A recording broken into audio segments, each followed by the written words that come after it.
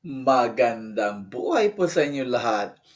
Tunghayan po nating sandali ang tatlong female mayor of the Philippines from Manila, Quezon City, and Pasay City.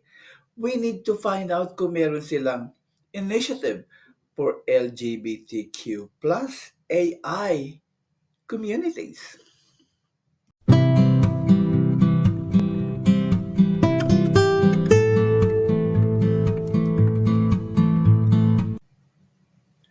The Mayor of Manila, Maria Sheila Lacuna, MD, has an initiative. It is called Manila's Gender Sensitivity.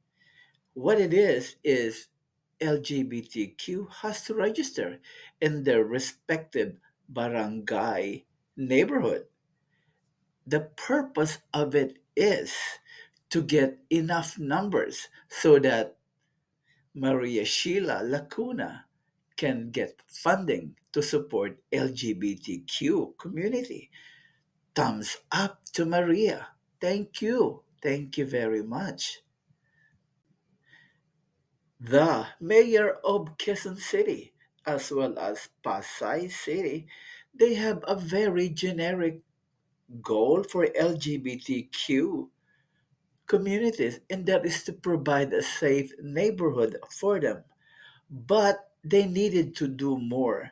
LGBTQ communities are doing so much, not only for their city, but also for the country.